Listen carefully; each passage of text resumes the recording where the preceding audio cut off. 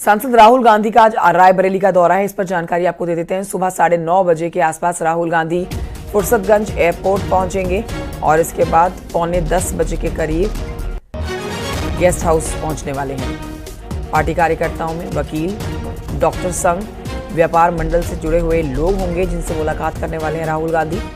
कीर्ति चक्र सम्मानित कैप्टन अंशुमन सिंह की पत्नी स्मृति भी राहुल गांधी से गेस्ट हाउस में मुलाकात करने जा रही हैं।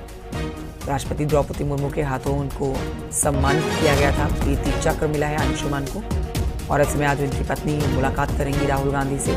बैठकों के बाद राहुल गांधी मुंशीगंज शहीद स्मारक पहुंचेंगे।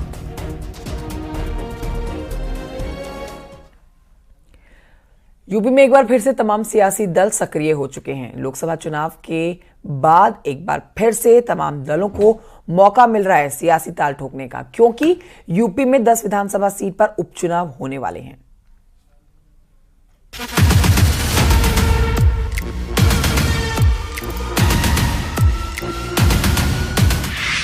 यूपी में लोकसभा चुनाव में 2 लड़कों की जोड़ी राहुल गांधी और अखिलेश यादव ने बीजेपी में बेहतर प्रदर्शन किया।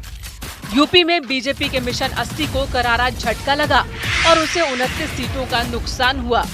बीजेपी के खिलाफ अपने प्रदर्शन से समाजवादी पार्टी और कांग्रेस काफी उत्साहित है। एसपी कांग्रेस एक बार फिर यूपी में होने वाले उपचुनाव में बीजेपी को टक्कर देने की तैयारी में है। 2022 में 5 सीटों पर समाजवादी पार्टी की जीत हुई थी, 4 पर बीजेपी और 1 पर आरएलडी के उम्मीदवार की जीत हुई थी। लेकिन इसके बावजूद कांग्रेस इस बार विधानसभा उपचुनाव में 3 सीटों पर दावेदारी करते हुए नजर आ रही है। ऐसे में अब देखना ये होगा कि समाजवादी पार्टी और कांग्रेस के शीर्ष नेतृत्व के बीच कितनी सीटों पर बात बनती है और सपा कांग्रेस को कितनी सीटें विधानसभा उपचुनाव में देती है। उपचुनाव में भी जीत के लिए तमाम सियासी दल तैयारी कर रहे हैं। वहीं समाजवादी पार्टी अपनी जीती हुई सभी 5 सीट के अलावा हारी हुई सीटों पर स्पेशल फोकस कर रही है। वहीं कांग्रेस ने भी 3 सीटों पर अपनी दावेदारी ठोक चुनाव लड़ने की तैयारी शुरू कर दी है। यूपी में 10 विधानसभा सीटों पर उपचुनाव होने वाले हैं। लोकसभा चुनाव के बाद 9 विधायक अब एमपी बन चुके हैं। एसपी के 1 विधायक को सजा होने से 1 सीट और खाली हुई है। 2022 के चुनाव में 5 सीट पर एसपी ने चुनाव जीता था। 2022 के चुनाव में 4 सीट पर बीजेपी और 1 पर आरजेडी जीती थी। कांग्रेस को इन सभी 10 सीटों पर हार का सामना करना पड़ा था। कांग्रेस इन 10 में से 3 सीटों पर चुनाव लड़ने की तैयारी में है। हालांकि अभी एसपी कांग्रेस में सीटों का बंटवारा नहीं हुआ है। दोनों पार्टियों के शीर्ष नेताओं की मीटिंग के बाद ही ये तय होगा। लेकिन इससे पहले ही बीजेपी की जीती हुई फूलपुर सीट पर कांग्रेस की नजर है। खैर, गाजियाबाद, मझवा सीट पर भी कांग्रेस की नजर है।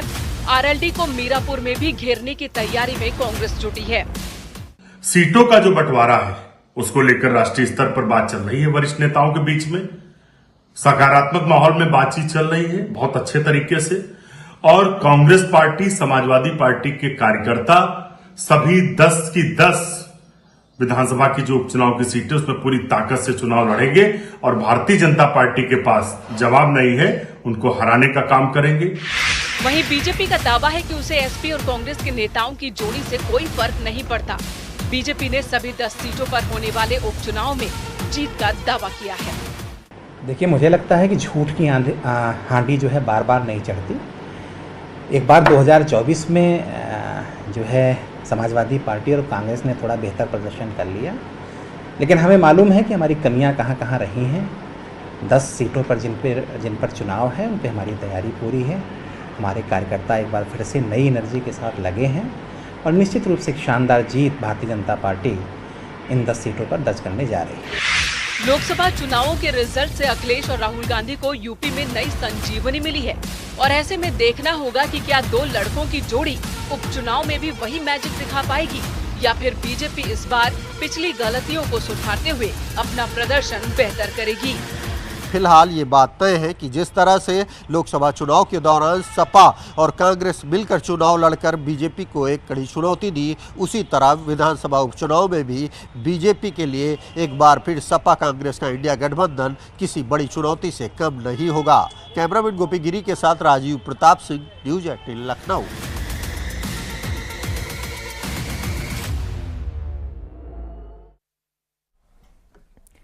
और आइए ज्ञानवापी परिसर की बात करते हैं, जहां पर ज्ञानवापी परिसर स्थित वजू खाने का आर्कियोलॉजिकल सर्वे ऑफ इंडिया से सर्वे कराए जाने की मांग को लेकर दाखिल याचिका पर इलाहाबाद हाईकोर्ट में आज सुनवाई होनी है।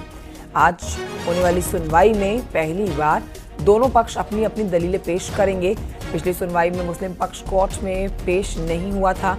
श्रृंगार गोरी केस के मुख्य याचिकाकर्ता राखी सिंह की तरफ से याचिका दाखिल की गई है। याचिका में कहा गया है कि जिस तरह से ज्ञानवापी के पूरे परिसर का सर्वे किया गया है, उसी तरह से सील वजूखाने का भी सर्वे किया जाना चाहिए। जस्टिस रोहित रंजन अग्रवाल की सिंगल बेंच में इस मामले की सुनवाई होगी।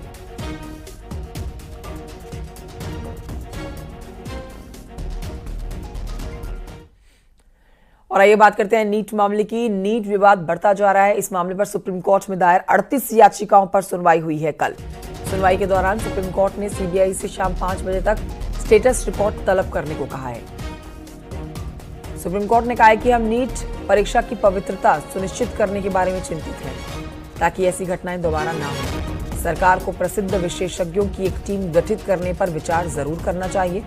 कोर्ट ने काउंसलिंग पर भी फैसला केंद्र सरकार और एनटीए के जिम्मे छोड़ दिया है।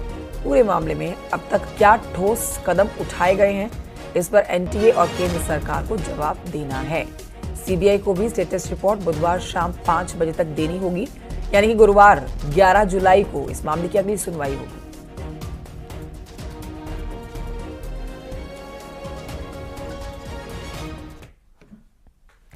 एक छोटे से ब्रेक के लिए रुक रहे हैं, जल्द लौट रहे हैं।